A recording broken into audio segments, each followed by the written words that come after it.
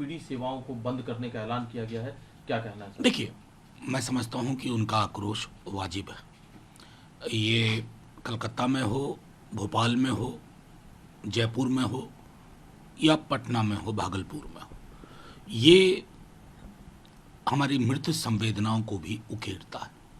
मैं बार बार कहा, कल भी आपसे कहा था कि एक समाज के रूप में हम बीमार हो गए।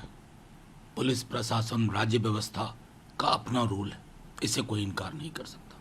लेकिन इस तरह के क्रिटिकल जॉब करने वालों को अगर आप महफूज नहीं रख सकते, उनको सुरक्षा की गारंटी नहीं है, तो किस प्रकार के समाज की तामीर हो रही है? इसलिए मैं समझता हूं कि अगर डॉक्टर्स ने अपना प्रतिकार, प्रतिरोध, अपने आक्रोश की अभिव्यक्ति की है तो वो जायज है। सर, इस सीबीआई जांच की भी मांग चल रही है। कल ममता बनर्जी सामने आई, मीडिया से बात करते हुए उन्होंने कहा कि 1 हफ्ते का समय पुलिस को दिया गया है फास्ट ट्रैक तरीके से इस मामले को सुलझाने के लिए। अगर पुलिस नाकाम रहती है तो 1 हफ्ते के बाद वो सीबीआई को। देखिए, स्वयं ममता जी ने कहा और इस मामले को देख रही हैं।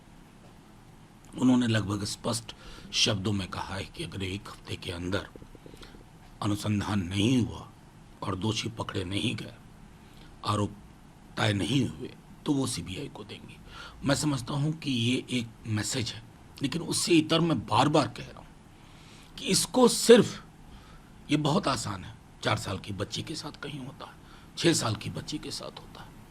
आखिर एक ऐसी क्या चीजें हो रही हैं कि इस तरह के मसलों पर भी हम पॉलिटिकल मोबिलाइजेशन में चले जाते हैं, हमारा लेंस अलग हो जाता है। ये नहीं होना चाहिए। जब निर्भया का हुआ तो स्मरण करिए, उसके बाद कितनी निर्भया हुई इस देश में। ये तो मैं समझता हूँ विचारणीय विषय है, चिंता का विषय। सर, आपने पॉलिटिकल मोबिलाइजेशन जो घटना हुई है, उन्होंने सीधे राहुल गांधी पर निशाना साधा, कहा कि घटना कलकत्ता में होती है तो राहुल गांधी के होठ सिल जाते हैं, इस पर एक शब्द नहीं बोलते, दूसरी जगह होती है तो यही लोग बयानबाजी पर उतर आते हैं। वो उनको पता नहीं है। गिरिराज जी आपके एजेंडे में आ जाते हैं तो मैं क्या कहूँ, प्रतिक्रिया देना पड़ेगा, लेकिन जिस व्यक्ति को उसके डिपार्टमेंट पोर्टफोलियो कौन सा रन कर रहे हैं आज तक नहीं पता। मैंने संसद में कई बीजेपी वालों से पूछा कि आपको पता है गिरिराज जी किस चीज़ के मंत्री हैं? नहीं पता है लोगों को, क्योंकि वो यही बोलेंगे। कल हिंडनबर्ग पर भी बोल रहे थे बिना जाने बूझे। अरे आप अपनी चुप्पी को बताओ, कहाँ चुप होते हो, कहाँ बोलते हो, ये तय करिए ना। दूसरे क्या कर रहे हैं आपको शायद मालूम नहीं। हम गठबंधन में साथ, लेकिन क्या मैंने या हमारे दल ने कभी चुप्पी रखी इन मसलों पर? लेकिन आप चुप होते हैं गिरिराज जी। आपको कुछ नहीं आता है सिवाय हिंदू मुसलमान करने के।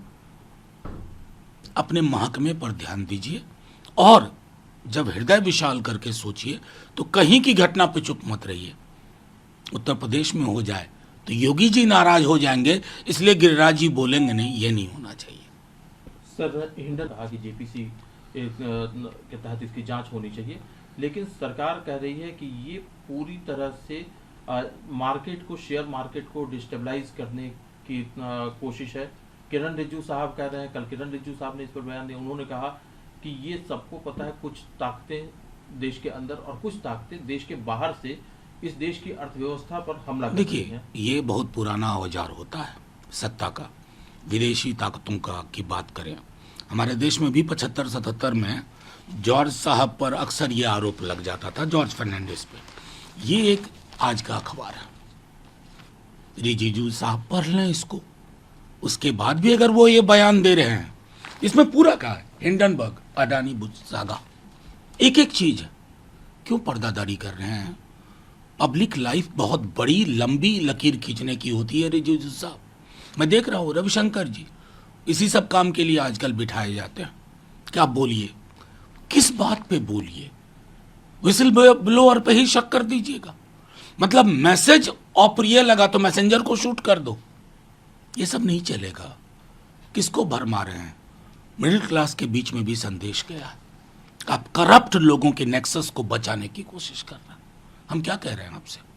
जेपीसी करिए ना, यही बात वहां भी बोलिएगा आप, और लोग तथ्यों पे बोलेंगे। तथ्य पर बात कीजिए, तथ्य यहाँ है। सर, मार्केट में शॉर्ट्स जिसके तहत मार्केट की दिशा तय कर दी जाती है, लेकिन विपक्ष जो जेपीसी की मांग कर रहा है, कहाँ कहाँ पर आप लोगों को गुंजाइश लगती है कि यहाँ पर शको शुबा की गुंजाइश? मैं सीधी बात कहता हूं, अगर एक व्यक्ति सेबी चीफ जैसे पद पे है और उसके पति का पैसा अडानी ग्रुप में लगा हुआ है, it can never be fair play. Mark my words, mark my words. मैंने पहले कहा था, our systems have been rigged, rigging हो रही है और लोग पर्दा डालने की कोशिश कर रहे हैं। जितने स्टेटमेंट अडानी की ओर से नहीं आते हैं, उतने स्टेटमेंट बीजेपी के स्पोक्स पर्सन और लीडर्स बेचारों को देना पड़ रहा है। क्यों भाई, तुम अडानी के पेरोल पे हो, क्यों? तुम्हें तो कहना चाहिए कि हां, हम भी जांच की मांग को स्वीकार करते हैं, and will see to it. That you don't say. तो जाहिर तौर पर आप किसी चीज को जब ढकने की कोशिश करते हैं ना, तो स्केल्टन्स और कपबर्ड से निकल करके आते हैं। इंतजार करिए, अभी और निकलेंगे। सर, इसको एक बार कह दिया था कि फ्लड जिहाद है। अब उन्होंने जो मुस्लिम संगठनों या मुस्लिम व्यक्ति के द्वारा अगर कोई शिक्षण संस्थान चलाए जा रहे हैं, यूनिवर्सिटीज चलाए जा रहे हैं, तो उसके स्ट्रक्चर को लेकर के भी उन्होंने सवाल खड़ा कर दिया कि मक्का लाइक स्ट्रक्चर है ये। मैं तो सीधे तौर पर कहता हूं, ये सवाल प्रधानमंत्री जी से जाके पूछिए। अभी विदेश जाएंगे, गले मिलेंगे, वो अमीर से मिलते हैं वहां सऊदी में, इतनी गर्माहट से मिलते हैं, और यहां ये जुबान बोली जा रही। अरे आर्किटेक्चर की समझ होनी चाहिए ना। इस देश में कितनी तरह के आर्किटेक्चर रहे एंशिएंट इंडिया से लेकर के आज तक, उसकी समझ नहीं है। और अभी थोड़ा ही नुकसान हुआ आसाम में, और इससे बड़ा नुकसान होगा, क्योंकि मैं उस राज्य को जानता हूं। वो राज्य घृणा और वैमनस्य की फसल पर जिंदा नहीं रह सकता। लेकिन चीफ मिनिस्टर साहब की मजबूरी है, उनको कॉम्पीट करना है योगी जी से। तो जितना जहर वहां उगला जाएगा, उसका दोगुना जहर उगलने की कोशिश करेंगे। लेकिन क्या होगा, फिजा में जहर होगा। तो फिजा में जब जहर होगा तो वो सबके नाथुनों में घुसेगा। यही है चिंता का विषय। सर, बांग्लादेश में शेख हसीना सरकार पर हिंसा भड़की, हिंदू समुदाय के लोगों को निशाना बनाया गया, उसको लेकर के कई सारे ऑथर्स, एकेडमिक लोगों ने जो है वो चिट्ठी लिखी है सरकार को, और ये कहा है कि पार्लियामेंट में इस हिंसा के खिलाफ रेजोल्यूशन पास किया जाए। देखिए, बिल्कुल ये चिंता का विषय। हमें 71 भी याद है, वहाँ की माइनॉरिटीज़ पे जिस तरह के जुल्म की खबरें आ रही हैं, वो मैं समझता हूँ चिंता का विषय।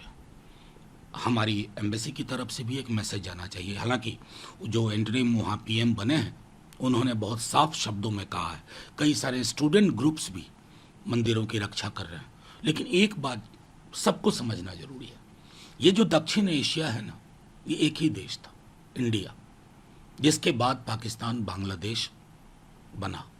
इन तीनों देशों में हम सबको ये तय करना होगा कि हम अपनी माइनॉरिटीज को कितना भरोसा दिलाते हैं, क्योंकि घृणा को सरहद पार करने में ना वीजा नहीं लगता, बिना वीजा के जाती है बस। सर, एक इंस्टीट्यूशंस की रैंकिंग टॉप पर है इंजीनियरिंग में, और ओवरऑल जो कॉलेज या यूनिवर्सिटीज की बात करें, उसमें डीयू और जेएनयू उनको टॉप पर रखा गया है। इस रैंकिंग के बारे में नहीं, मैं आपको बताऊं, जेएनयू नंबर 2 पे है, नंबर 3 पे जामिया है। अब बताओ भैया, वहां क्या हो रहा है? एंटी नेशनल लोग हैं बैठे हुए, तो रैंकिंग तो एंटी नेशनल लोग तथाकथित आपको दे रहे हैं। हमारी अपनी यूनिवर्सिटी शायद 6ठे नंबर पे है, if I am not wrong, Delhi university. सरकार को नजरिया बदलना होगा। वो जो इनके मंत्री है ना, जो जेएनयू में जाकर के न जाने क्या क्या ढूंढते फिरते हैं, एक बार ये सोचे, इन संस्थाओं की वजह से हमारे मुल्क का नाम है। इन संस्थाओं की वजह से शिक्षा, बावजूद उदासीनता के केंद्र की सरकार के, वो अपनी लॉ जलाई हुई है, ध्यान रहे। सर, एक आखिरी सवाल है, और चूंकि हम कल एक माइनर के साथ इसी तरह की हरकत करने की कोशिश की और उन्हें अरेस्ट भी कर लिया गया है, इस घटना नहीं, तहकीकात हो, कोई स्पेयर ना हो, तहकीकात हो, लेकिन उस तरह की तहकीकात ना हो जैसे ब्रजभूषण शरण सिंह पे हुआ था। उस तरह की तहकीकात ना हो, यही कहूंगा।